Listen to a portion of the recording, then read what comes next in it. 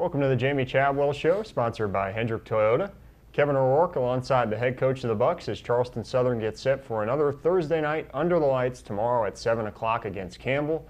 Bucs will try to get to 3-0, and that's because they were able to top Newberry 16-10 this past Saturday. And Jamey talked about the challenge that Newberry would present to you guys. They did, and you guys passed the test. Yeah, it was a good game. Obviously, they came out and played some things that they hadn't never played since coach has been there, so they did a good job of film study.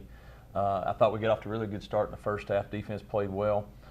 We had 4 drives on offense, 2 for touchdowns. The third one had a chance to be, so I thought we played pretty well there. The second half was a different game. It became a defensive struggle. But I thought our defense played well, and our special teams came up big there in the second half to help secure the victory. So I think it's always hard when you have a team, when somebody's come in here, it's the first game that they played, and they're putting everything into it because they don't play anybody this week. And gave us their best shot. We were able to take those punches and last through it, and I think that's a sign of a mature team. We handled our business and were able to get a victory in front of a great crowd, and we're 2-0. Couple of big passing plays in the first half. You mentioned the defense just responded time and time again in that second half. Yeah, they did. Especially the third quarter was huge because we got backed up. We had a terrible punting situation where we didn't punt the ball very well. And I think their average start field position in the third quarter was the plus 45. And to not give up any points during that time frame, I think our defense really stepped up and we was able to flip the field position finally in the fourth quarter and give our guys some breathing room. And that was the difference in the game. But they played well. We did just enough on offense, didn't turn it over, or we gave them any points off a turnover. So we'll take it. CSU got off to a quick start in the first half this past Saturday against Newberry. First meeting between the two programs in 15 years. We're moving to some first half highlights here. Mentioned the crowd on hand. Your defense comes out for a second straight week, forces a 3-and-out right away. Yeah, we've been talking about from last year. We've not got off to good starts on defense on our home field as far as making them punt, and our defense has done a great job of that. Actually thought we had a turnover right there. They didn't give it to us.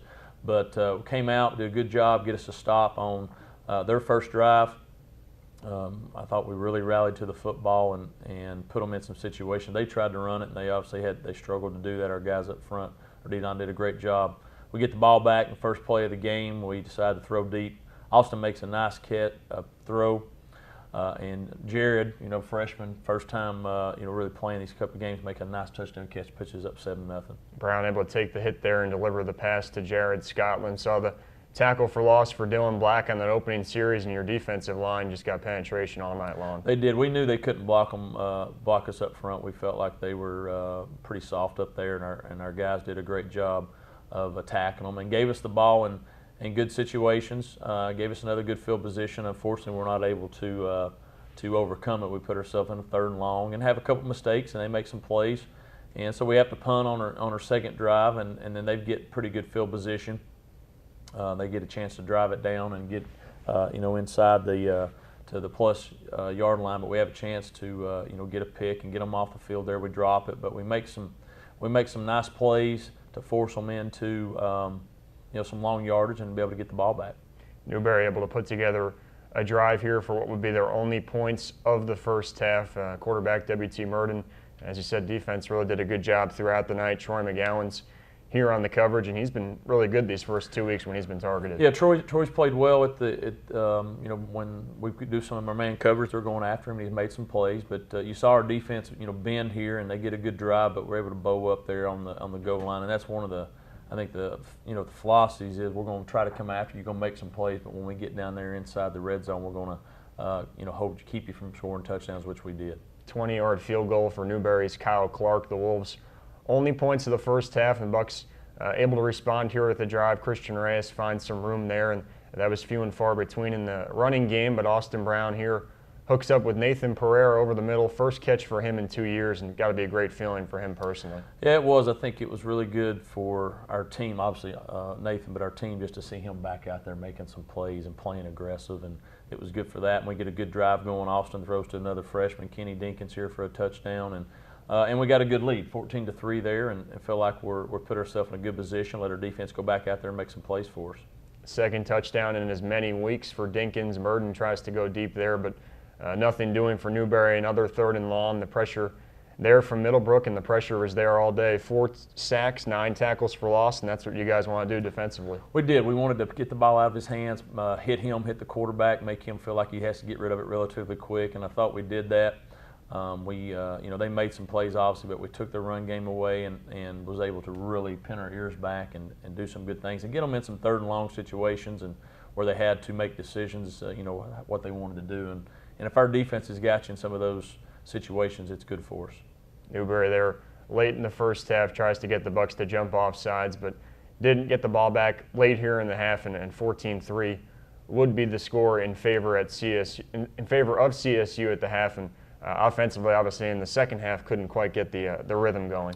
Yeah, I thought, this last drive before halftime, we actually moved the ball. We were backed up, inside the 20, moved the ball out where we had a chance to get some points before the half there and just miss some things, just barely miss some plays or have a chance at big plays. And I think that was the story of the second half is when we came out and did some things, we just didn't execute crisply enough to where it was helped us be successful. And so when you give credit to the defense or Newberry's defense for playing well, but some of those things we took away. So I thought we had 2 drives, obviously touchdowns. We had a 3rd one. We had a chance. We missed a deep ball. Missed another thing where we had to really put a lot of distance between us, but we didn't do it.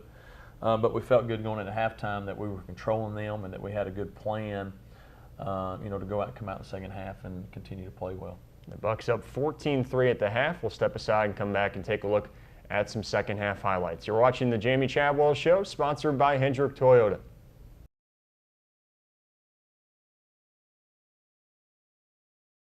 Welcome back to the Jamey Chadwell Show, sponsored by Hendrick Toyota. Charleston Southern with a 14-3 halftime lead over Newberry as we get into some second half highlights from this past Saturday's game at Buccaneer Field. Big crowd on hand. As we mentioned, Bucs get the ball here to start the second half, a chance to set the tone, and unfortunately not able to do so. No, I thought obviously we don't get a great kickoff, so we're inside the 20, so we got some distance to go. But I felt like we had some good first down plays, and where we made it second and 5, second, 6. We're on schedule, and then our second down plays really hurt us. We lost some yardage, and it put us in some situations where we were uncomfortable and got some 3rd and long, had a couple penalties, and when that happens, they're able to pin their ears back and do some things. We didn't get the start we definitely didn't want there in the coming out of the locker room. I don't know what it was, if we relaxed, if we were tired. I don't know. And so it was frustrating, but we can't turn the ball over. We do right here, give them the ball at the 50-yard line, and it seemed like they were the whole 3rd quarter. That's where they're at the whole time. Mentioned that was definitely the story of the 3rd quarter without a doubt, but your defense forces 3 and outs on Newberry's first 3 possessions of the second half, and just big-time responses time after time. It did. I think our defense obviously prides herself on what they do and how they attack people, and no matter where they get the ball, their job is to get the ball back, and they did a great job of that even when we were backed up so much. And you got to give them credit because they played on our side of the field a lot there, and we were able to overcome it. Ben Robinson able to get free on a pitch on the right side, can't do it on the left side that time. Defensive stalemate really in this 3rd quarter. Newberry was good up front, and they showed that on Saturday. They did. I thought they did some good things there, as I said, on video, and showed some things that we weren't really ready for, and that's coach's job to get ready. And what was more disappointing is we had some 3rd downs, some 3rd and shorts that we're usually pretty good at. We didn't execute, and then I think our guys got a little frustrated because when you're used to having success, which we are, we're not a juggernaut by any means, but we're used to being able to run the ball and do some things. I think some of our quarterback and I think some of our young guys that are playing got a little frustrated, and that's part of the growing-up process. But our defense continued to play well, put us in good situations. They had the ball and had chances to really do some good things and couldn't do it, and we just really overwhelmed them on defense. It's the last of those 3 and outs to start the half. Big tackle for loss for Bobby Ruff, sack for Davion Anderson, a couple of freshmen making an impact right away. Yeah, and we hope they would, and they are. They're making mistakes as they go, but they're enjoying playing the game, and you need them out there because they're doing a lot of good things for us.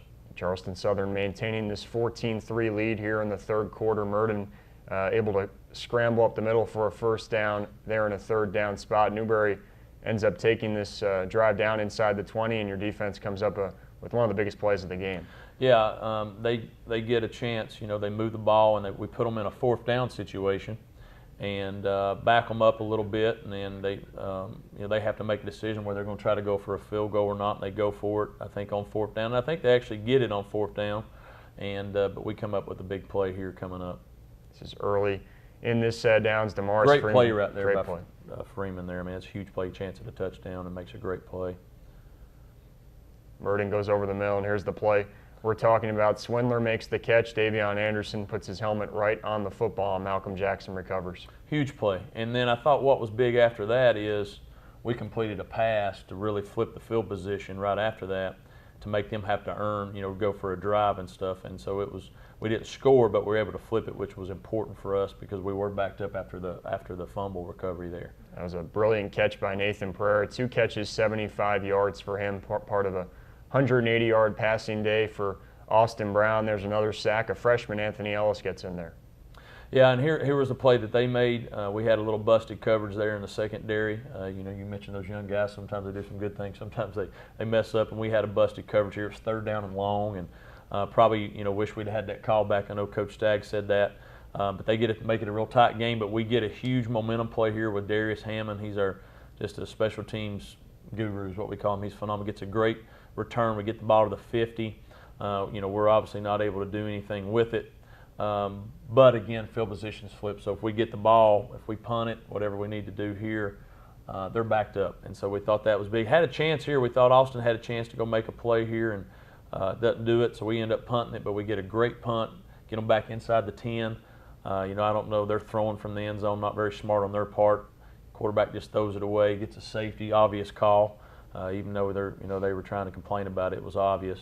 And that gives a final margin. And I thought the 2 biggest plays in the second half, so we mentioned the fumble, recover there, they're getting a drive, we get a turnover, we flip the field. Then after that we have 2 punts that back them up inside the 10-yard line and make them have to drive a long way, and obviously they couldn't do it. So not the way, obviously, you offensively you'd like to play the second half, but we talk about all the time, it doesn't matter if it's 59-52 or 16-10. We go home with a W, the other team goes home with a loss, and that's the bottom line.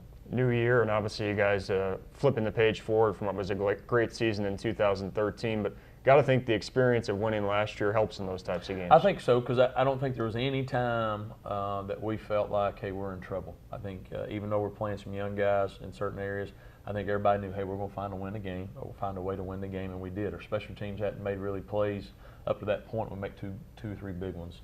Obviously the defense came up with some big plays there, and so there was never any question, any doubt that, hey, we're going to find a way. And I think that's part of that experience we gained. And sometimes you hope to do it. I think the other side was hoping to win, and we knew we would, and that was the difference in the game. So CSU improves to 2-0, a 16-10 win over Newberry. You mentioned the defensive line's play in that game. James Smith, a part of that defensive line, we had a chance to catch up with the senior from Greenville earlier this week. You're watching the Jamey Chadwell Show, sponsored by Hendrick Toyota. James Smith is no small man. At 6'1" and 290 pounds, the gregarious Greenville native commands a double team from his nose tackle spot in Charleston Southern's swarming 3-4 defense. But before Smith could emerge as a dominant force last season, he had to get smaller, 20 pounds smaller to be exact. When Coach Chadwell first got here, we was doing mat drills. He was telling me, man, you gotta lose weight, you better than that, you're too heavy. I really didn't want to hear that. I thought I had to be a lot bigger coming from that 4-3 scheme, taking on double teams and stuff. And so when it came to that spring, I seen that I really didn't need to lose some weight because I was real out of breath all the time. So our strength and conditioning coach, Coach Scott, sat me down and wrote out a diet plan for me. And mostly I just drank a lot more water, stopped going to cookout up the street, and stopped getting double whoppers and baconators. Instead, I was eating smaller portions, running harder, just doing all the right things just to put good things in my body. 20 pounds lighter, Smith saw the results. 33 tackles, 6 for loss, 4.5 sacks, and immeasurable contributions beyond the stat sheet earned him a spot on the All-Big South Conference team, and even surprised his coaches as well. I didn't know where we would be. Obviously, he was overweight. To play the style that we like to play fast, to play the amount of plays we want him to play, He wasn't demanding a double team when he first got here. He was a slug a little bit. He wasn't moving like he is now. So now he's as quick as anybody he's going to go up against O-line wise, and probably as quick as a nose guard anyone's going to see right now. So I didn't have those expectations. We just wanted him to get to fit our scheme, and he lost a weight, and then we started seeing what he really could do after he did that. It was a good transformation. The difference was noticeable for Smith. Since I lost weight, I feel like I can just go so much harder, more explosive. I feel better. I feel like I just can do more things on the field. I can talk a lot more junk without getting tired. And because it's pretty hard, man, when I'm running my mouth so much, I get a little winded, but now I can run it all day. Smith is happy to talk all day, and he's also happy to be on the field on game day. That wasn't a certainty last winter when Smith suffered an Achilles injury during off-season workouts. He had to watch spring practice from the sidelines. An emotional experience for the Bucs' emotional leader. It's hard at first. I'm not going to lie. I shed a tear when I got back from the doctor. I felt like, man, it might be over. I'm going to miss the season with my boys. The doctor told me that I would probably have to have surgery. I was, nervous. I was scared, man. I had to call my dad. Me and him sat down. I cried a little bit. Talked to Coach McGee. It really hurt me a lot. I thought it was just over. But, I stayed positive. What really helped me get through it just was coming out here on the crutches, just watching them practice, and just made me more hungrier and made me appreciate football more. I realized how much this game meant to me during that time. Smith was on the field for the season opener against Point and hopes to be at full strength when the Citadel makes the trip up I-26 next Saturday. His performance is important, but another attribute is perhaps more valuable to the Bucs. His emotion. He brings the fire and the fight to the field. The players rally around him. He's always that high energy guy. When things are a little bit quiet, he kind of livens it up. So that's one of the things he brings to the table is just that energy and emotion. A healthy, slimmed down, and of course, vocal Smith is eager to lead CSU's Blue Swarm defense to new heights in 2014. Blue Swarm mentality, man, that's just all 11 of us just getting to the ball, and when we get there, it's just going to be bad news, man. We're trying to get at that ball. We're trying to get that ball carrier down. We're trying to get tackles for a loss, and we want the other team to know that when you get hit, it's not just about one guy, it's about all 11 of us.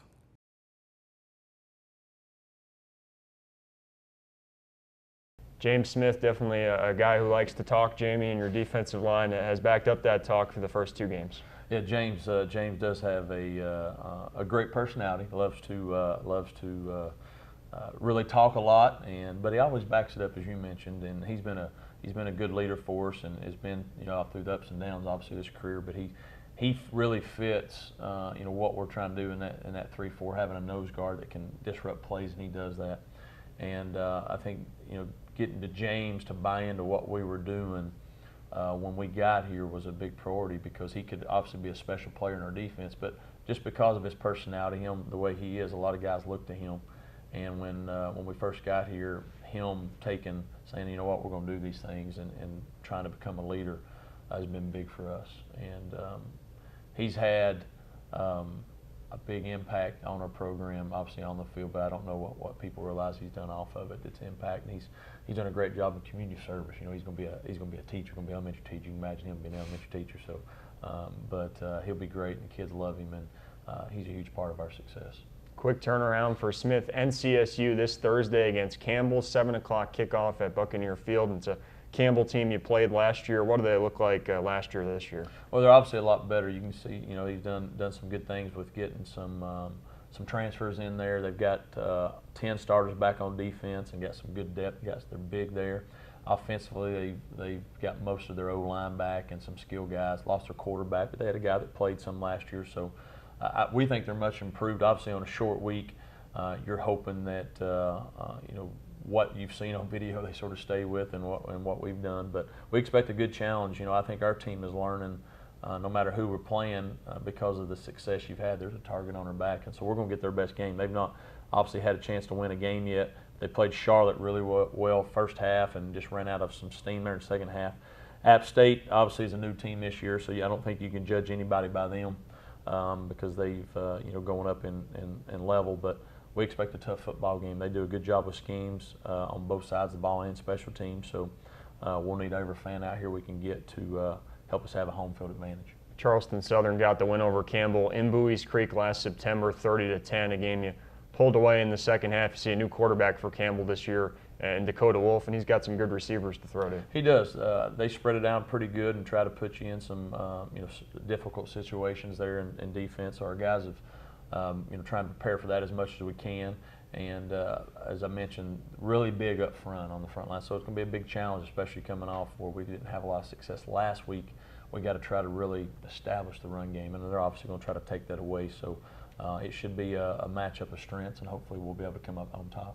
So Charleston Southern tries to get the 3-0 Thursday night against Campbell, 7 o'clock kickoff. Another good crowd should be on hand at Buccaneer Field. For Jamey Chadwell, my name is Kevin O'Rourke. Thanks for watching the Jamey Chadwell Show, sponsored by Hendrick Toyota.